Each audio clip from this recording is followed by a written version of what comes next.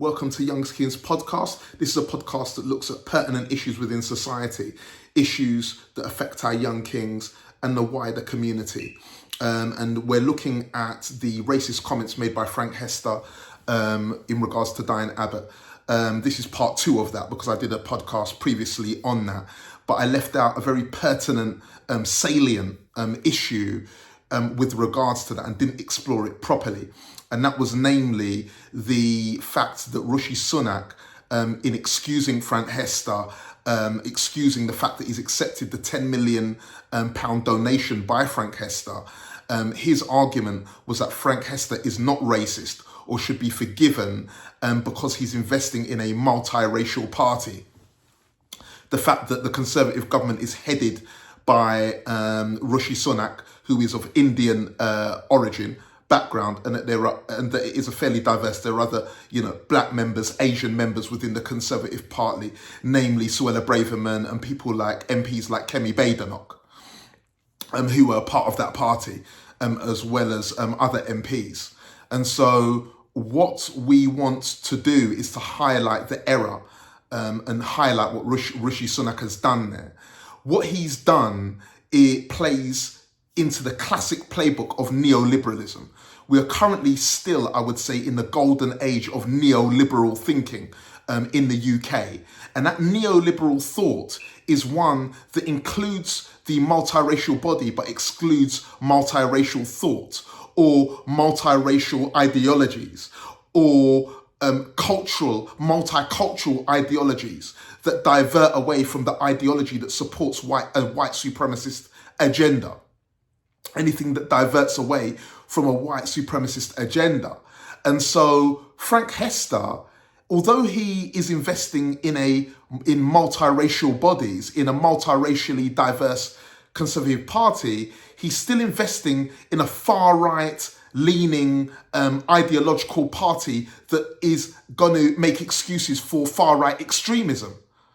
Okay? And I would say that those multiracial bodies are far more efficient at embracing far-right extremism than you would find of MPs of Caucasian origin. And I've often said this, that multiracial or people of colour are far more radical in embracing white supremacy than people of Caucasian origin. People of colour are far more radical because they're far more eager to express their allegiance to their white supremacist masters. And so therefore are far more radical in their behaviours and in their expression of far-right leaning ideologies. So I don't want to hear about the fact that Frank Hester has invested in multiracial cabinet to do with conservatism because he's still invested in an ideological party that supports far-right extremism, as has been demonstrated by the fact that they've accepted the donation of Frank Hester, who is saying that Diane Abbott should be shot as a woman of colour, as a black woman, and that all black women are the same, and she makes him want to hate all black women, okay? And that's a party that's supporting that. We are currently in the golden age of neoliberalist thought, and that is the example of that one there. That is a clear example of it. And so I don't care about the panoply of multiracial bodies that are strewn across the British political landscape, and across Britain. That is accepting of people who are expected to toe the line of a particular ideological leaning. Okay? Once the multiracial body aligns itself with a multiracial or multicultural ideology, that person is excluded because they're not towing the line. And this really identifies what racism is.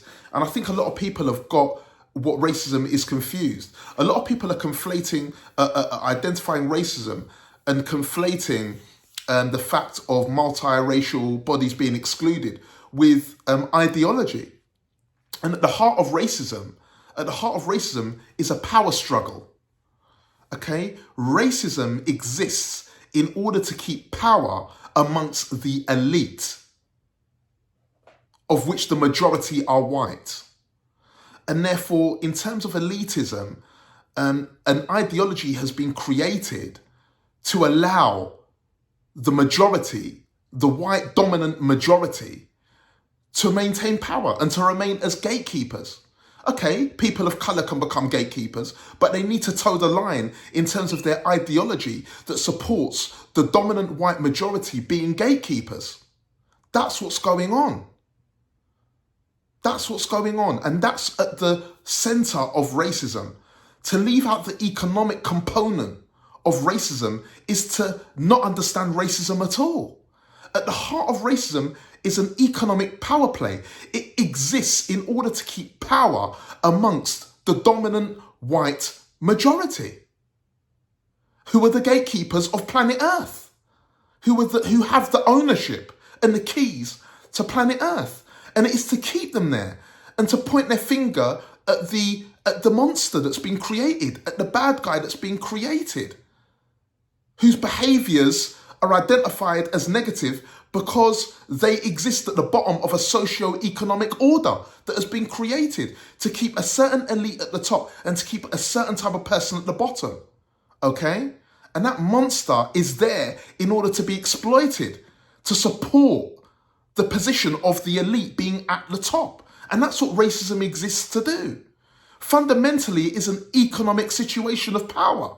It is backed up by a spurious discourse of race, which has no reality, which has no basis in reality. Its reality is created by people adhering to a particular ideology and making it real in terms of the way that people behave. But race is an illusion. It is an illusion created to demonize the racial other, while the white dominant majority, who are the gatekeepers, remain in power. That's what it's there for. Rishi Sunak and people like Kemi Badenoch and Suella Braverman need to understand that they are only caretakers of white supremacy. Okay, they've been given the keys, the baton, because they serve as agents of white supremacy. And they're far more powerful. It is far more powerful for the purposes of white supremacy if you have people of colour adhering to the ideology of white supremacy. It's far more powerful. It's far more useful. They're only caretakers. If Rishi Sunak suddenly embraced anti-racism, the essence of anti-racism, he would be expunged. He wouldn't have even got anywhere near the leadership. He wouldn't have got anywhere near it. It is only because he has a ideological leaning of far right white supremacy that he's got anywhere near it. He would not be accepted as he is if he had a different ideological leaning. Okay? And they are caretakers. They are agents serving a particular purpose. And they're embracing that white supremacist ideology because it privileges them. It gives them privileges. Okay? It gives them privileges to align themselves with the dominant ideology governing planet Earth. It serves them to have the allegiance of the dominant ideology of the gatekeepers that control planet Earth. And that's what's going on there.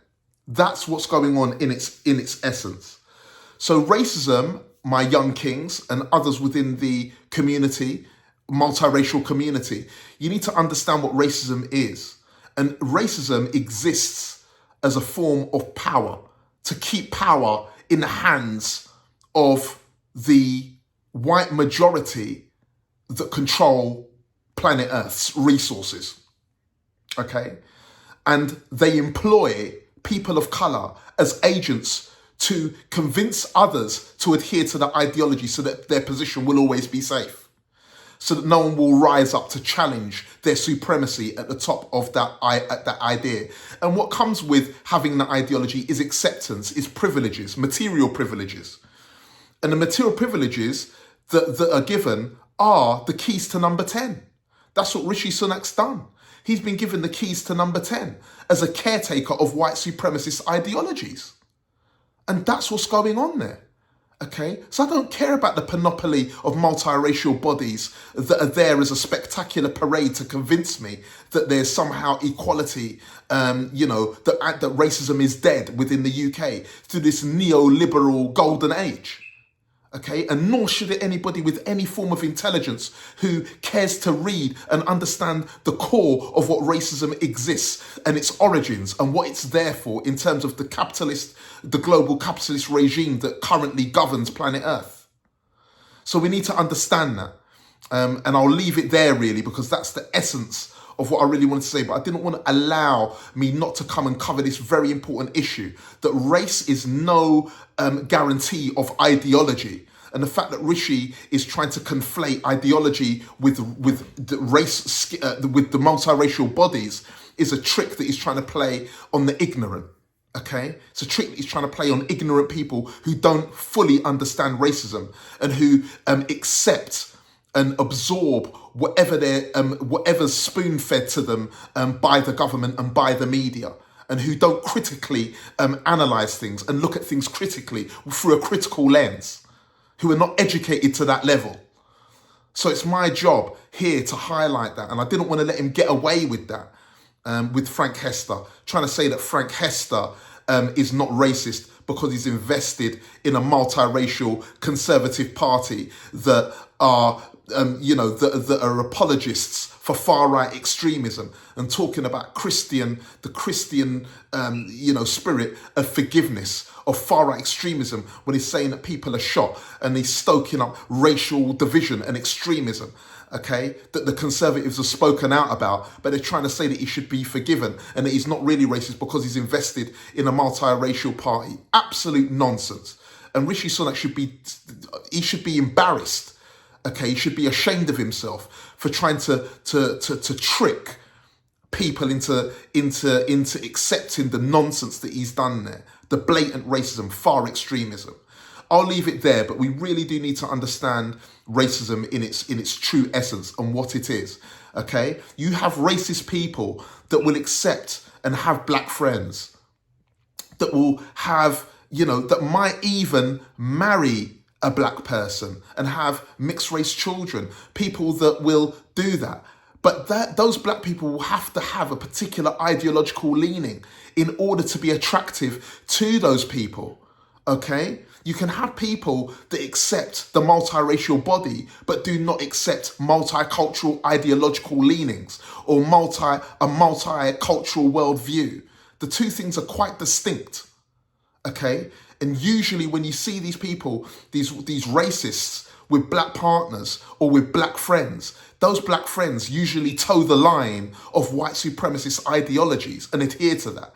They don't support multicultural worldviews that divert and are away from ideologies of white supremacy. So I need to make that very clear. And that's a very pertinent and important point, that we understand what racism is. And it's an economic power play. Okay, skin color and the demonization of skin is a diversion from the real agenda, and that is to keep the economic power amongst the dominant gatekeepers of planet Earth, which is a white majority. Thank you very much. Good evening.